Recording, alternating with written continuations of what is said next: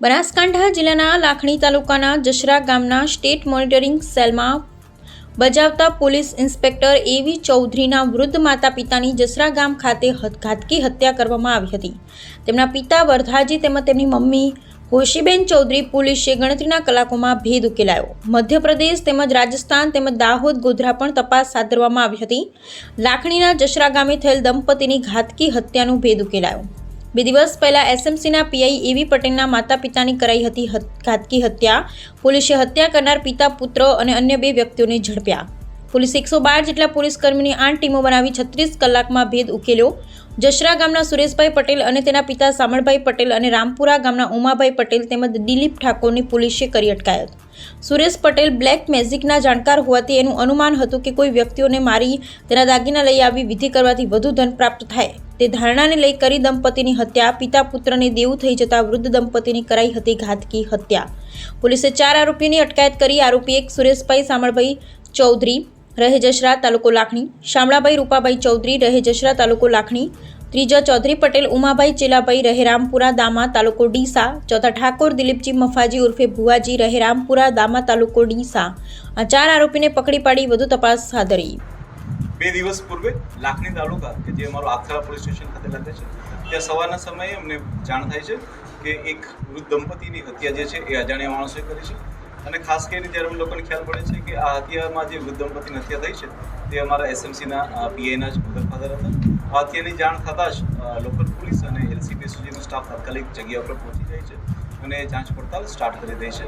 આ સિવાય આ ઘટનાની જાણ થતાં આઈજીપી સાહેબ તરફથી ડીજીપી સાહેબ તરફથી બી અલગ અલગ સૂચનાઓ અને કન્ટિન્યુઅસ માર્ગદર્શન આપવામાં આવે છે। હું આપ લોકોને જણાવવા માંગીશ કે પોલીસે માત્ર 36 કલાકની અંદર જ આ જે હત્યાનો ભેદ હતો એને પોલીસે ઉકેલી નાખ્યો છે। આ હત્યાની જ્યારે પોલીસને જાણ થાય છે એ વખતે જ અમે લોકો આની ગંભીરતાને લઈ અને અલગ અલગ 112 પોલીસની કુલ 8 જેટલી ટીમો બનાવવામાં આવેલી હતી। આ જે કેસ હતો એ અમારા બનાસકાંઠા પોલીસ માટે એક સૌથી મોટી એક ચેલેન્જ સમાન કેસ હતો કે જેની અંદર જે છે એ ટેકનિકલ ડિટેલ્સ એટલી બધી હતી નહીં, ટેકનિકલ મદદ મળી ન રહી હતી, છતાં પણ પોલીસે ઘણી બધી 8 ટીમોની મદદથી પોલીસે માત્ર 36 કલાકમાં હત્યાનો ભેદ ઉકેલ્યો છે।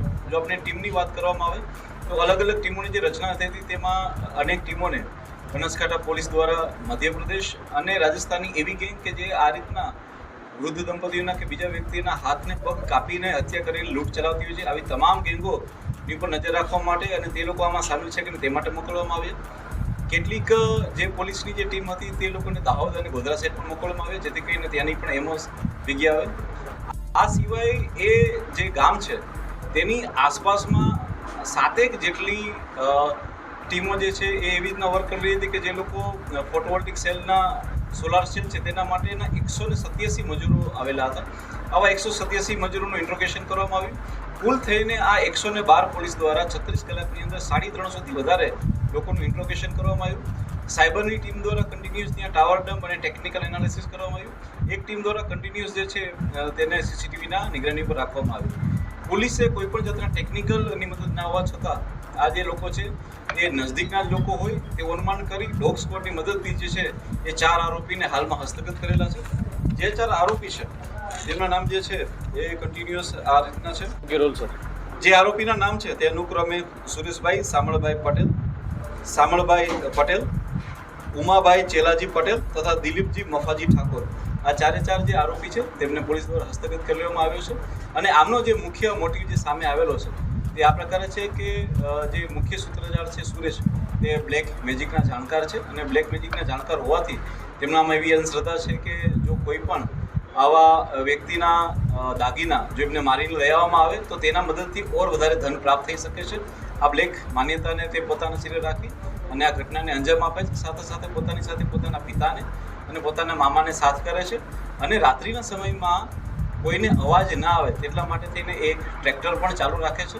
ટ્રેક્ટરના અવાજની અંદર જે થઈ અને 3 લોકો ત્યાં જઈ અને મર્ડર કરે છે। આ સિવાય સુરેશના જે મુખ્ય ગુરુ છે ભુવા એની પણ એ લોકો મદદ લે છે, તેના ઘરે જઈ અને ત્યાં પણ એ લોકો વિધિ કરે છે અને ત્યારબાદ જે છે એ પોતાના તમામ ઘરણાને જે છે એ બીજા એક વ્યક્તિને આપી દે છે।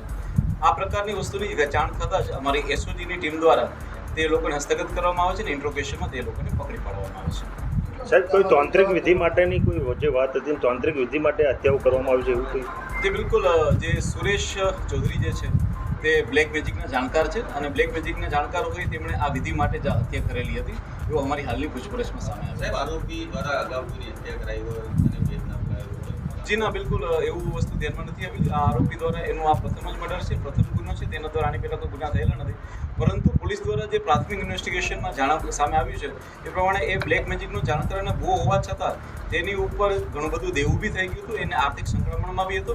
તેને ઘણા લોકોને ચેક આપેલા હતા જે બાઉન્સ ના થાય તેના માટે પણ તેને આર્થિક સંકળામણ હતી. સાહેબ, આ 3 જ આરોપી છે કે હજુ પણ આરોપી અંદર કોઈ બીજા સંડોવાયેલા છે? જી બિલકુલ, અમે આજે આરોપીને હસ્તગત કરી તેમને અરેસ્ટ કરી અને ત્યારબાદ અમે નામદાર કોર્ટની સમક્ષ તેમનું રિમાન્ડ માંગવાના છે.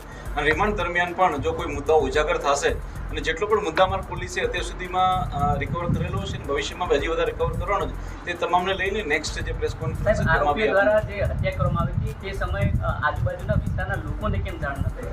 હું આપને જણાવવા માંગીશ કે આ લાખણી તાલુકાના જસરા ગામની સીમમાં બનેલો બનાવ છે. જે આ પ્રકારની જિયોગ્રાફી છે તેમાં ખેતરોની અંદર ઘર આવેલા હોય છે. તેમના ઘરની આસપાસમાં બીજું કોઈ ઘર નથી, દરેક અલગ અલગ ખેતરની અંદર ઘર આવેલા છે અને સાથે સાથે છતાં પણ કોઈ અવાજ ન થાય તેના માટે થઈ અને પ્રી પ્લાન મુજબ આરોપીઓ જે છે એ ટ્રેક્ટરને ચાલુ રાખેલું હતું. ટ્રેક્ટરના અવાજમાં જે છે આ હત્યા જે દટાય છે એ માટેનો એમનો પૂરતો પ્રયત્ન છે. સાહેબ, લૂંટમાં જો હું આપને જણાવું કે આ લૂંટ તો છે જ, કે જેમાં એ લોકોએ દંપતીની હત્યા કરી અને તેમના ઘરેણાં લીધા છે.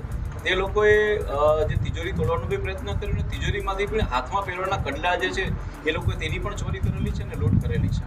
પરંતુ સાથે સાથે આ બનાવ જે છે એ બ્લેક મેજિકને લગતો બી છે, જેમાં બ્લેક મેજિક માટે એ લોકોએ આ કરેલું છે અને બ્લેક મેજિકની મદદથી ઓર વધારે એ લોકો પૈસા કમાઈ શકે એ પ્રકારનું એમનું મોટિવ હતું. સાહેબ, ખાસ સામાજિક કરીને આ દંપતીને કેમ ટાર્ગેટ બનાવ્યા? અન્ય લોકો પાસે પણ દાગીના હોય. આ જે જો તમે ઘર જોવા જાઓ તો જે આરોપીઓ છે એમની નજદીકમાં જો કોઈ સૌથી નજદીકનું ઘર હોય તો એ આ ઘર હતું. અને બીજું કે આ દંપતી જે છે એ એકલા રહેતા હતા અને તેમની જે દીકરી હતી તેના લગ્ન જે છે જસ્ટ 15 દિવસ પહેલાં થયા હતા.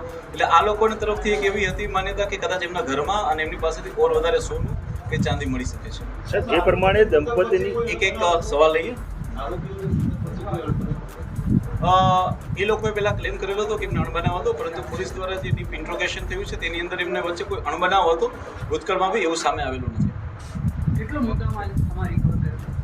હાલમાં પોલીસ દ્વારા જે છે એ એમની પૂછપરછના અંતે પોલીસ દ્વારા જે છે એ સંપૂર્ણપણે મુદ્દામાલને રિકવર કરવા દેવામાં આવશે.